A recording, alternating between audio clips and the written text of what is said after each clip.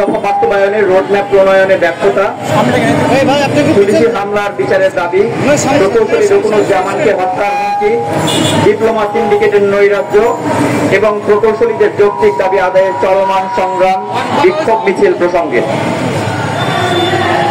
প্রকৌশলী অধিকার আন্দোলন দীর্ঘদিন ধরে দেশের প্রকৌশল খাতের স্বার্থে কিছু যৌক্তিক ও সাংবিধানিক দাবি আদায়ের লক্ষ্যে দীর্ঘদিন ধরে সংগ্রাম করে আসছে, কিন্তু এখনো সরকার 3 দফা বাস্তবায়নের রোডম্যাপ প্রণয়নে ব্যর্থ হচ্ছে।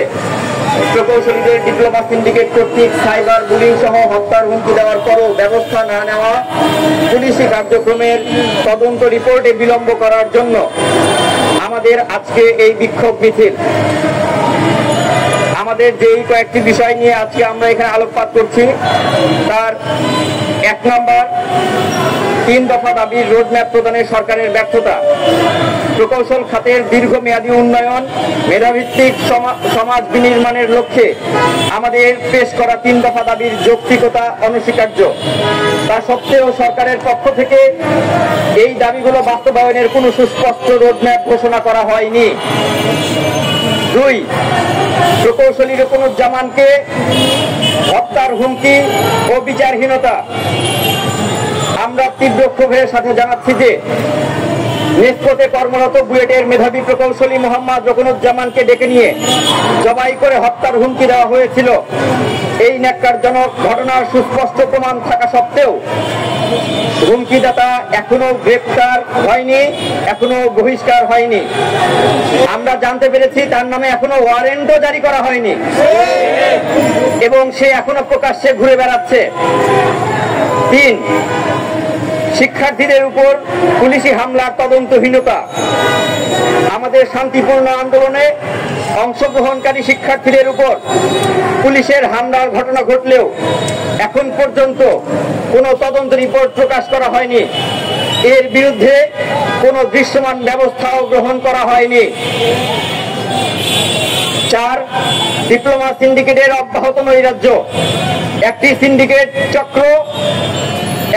সিন্ডিকেট চক্র কর্তৃক নারী শিক্ষার্থীদের ধর্ষণের হুমকি, অকথ্য গালিগালাজ, এমনকি হত্যার হুমকি দেওয়ার মতো গুরুতর অপরাধ সংঘটিত হলেও তাদের বিরুদ্ধে কোনো আইনানুগ ব্যবস্থা করছে না।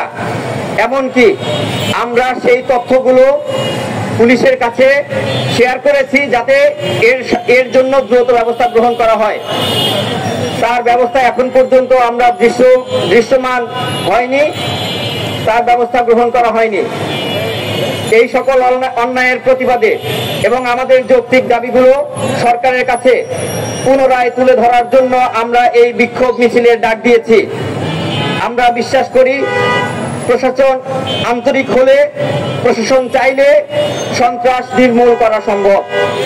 যেমনটি সম্প্রতি একজন নারী শিক্ষার্থীকে হুমকি দেওয়ার জন্য দ্রুত শনাক্ত করেছে এবং তার বিরুদ্ধে ব্যবস্থা নিয়েছে।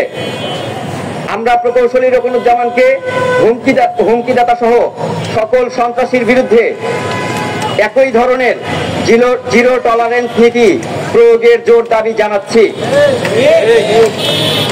আমরা সরকারকে স্মরণ করিয়ে দিতে চাই, দেশের বৃহত্তর স্বার্থে ও জনদুর্ভোগের কথা চিন্তা করে আমরা আমাদের কর্মসূচি সীমিত করেছিলাম, কিন্তু আমাদের এই সংযমকে আমাদের দুর্বলতা ভাবার কোনো সুযোগ নেই।